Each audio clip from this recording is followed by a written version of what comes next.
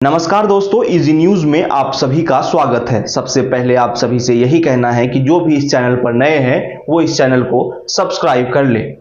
3 राज्य के चुनाव और फिर उसके नतीजे और उस नतीजे के बाद 3 राज्यों के मुख्यमंत्री का नाम तो अब तक आपको पता चल ही गया होगा।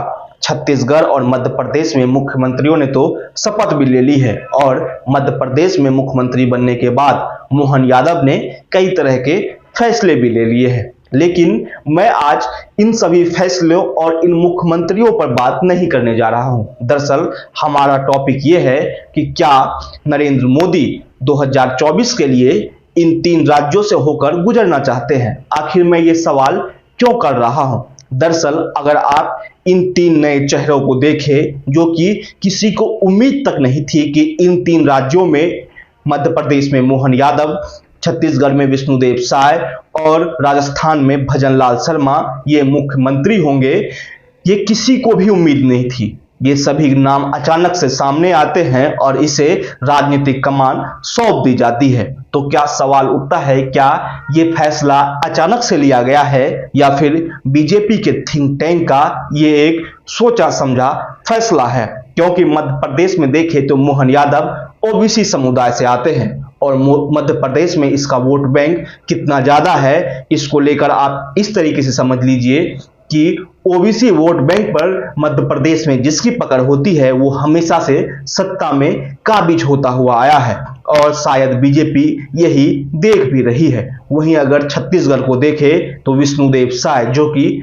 आदिवासी समाज से आते हैं और छत्तीसगढ़ आदिवासियों का गढ़ भी कहा जाता है। यहाँ पर काफी ज्यादा संख्या में आदिवासी समुदाय के लोग आते हैं, तो फिर एक आदिवासी समुदाय के बीच से बना है हुआ एक आदमी जो राज्य के सर्वोच्च शिखर पर पहुंचता है।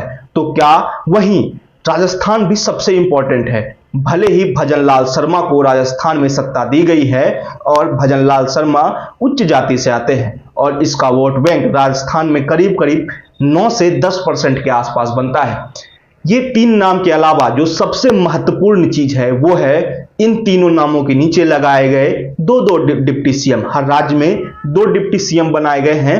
अगर इन 2 डिप्टी सीएम के जाति को देखें तो आपको दिखेगा कि सभी एक दूसरे को कॉन्ट्राडिक्ट तो नहीं करते हैं, एक दूसरे को सपोर्ट ही करते हैं। सभी जाति, अलग अलग जाति से सबको चुना गया है जिसका उस राज्य में होल्ड है।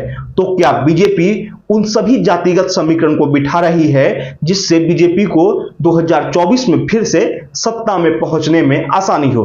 हालांकि राजनीतिक पंडित तो अब से ये मान के चल रहे हैं कि इन 3 राज्यों में जीत के बाद बीजेपी 2024 में आसानी से जीत पाएगी और कोई भी विपक्षी दल बीजेपी को टक्कर देने की स्थिति में नहीं है। लेकिन क्या बीजेपी में भी यही सोच है? क्या बीजेपी का थिंक टैंक भी यही सोचता है?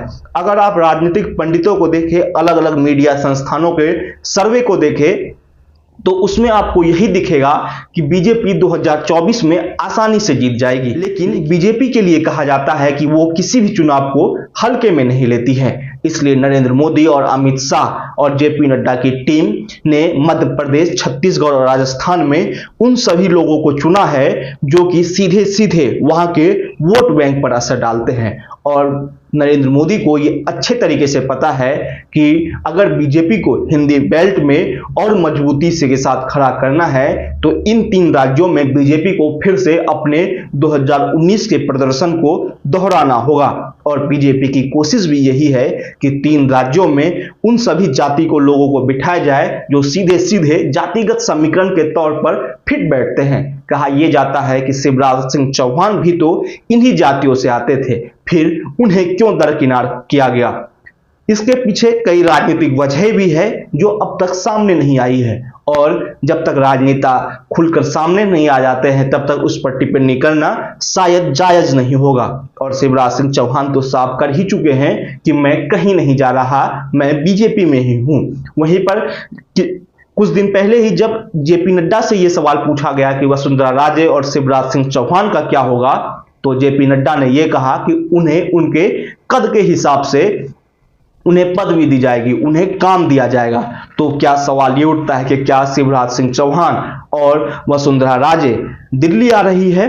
ये भी एक बड़ा सवाल है। लेकिन इन सभी चीजों के इतर अगर हम देखें तो बीजेपी की कोशिश कहीं ना कहीं 2024 को लेकर उन सभी जातिगत समीकरण को सेट करने की है, जिससे बीजेपी को 2024 में सत्ता में पहुंचने में और आसानी हो। और इसके लिए जेपी नड्डा, नरेंद्र मोदी और अमित शाह की तिकड़ी लगातार काम कर रही है और यही कोशिश है कि तीसरे टर्म में फिर से प्रधानमंत्री के तौर पर दिल्ली में नरेंद्र मोदी को बैठाया जाए। लेकिन इन सभी जातिगत समीकरण को सामने लाकर और एक नए नाम को अलग अलग राज्यों में सामने लाकर नरेंद्र मोदी ने और बीजेपी ने यह दिखा दिया है कि ये कभी भी किसी को भी चौंका सकती है। ये वीडियो आपको कैसा लगा हमें जरूर बताइएगा। साथ ही साथ इस वीडियो को लाइक और शेयर करना ना भूलें और जाते जाते इस चैनल को सब्सक्राइब कर लें।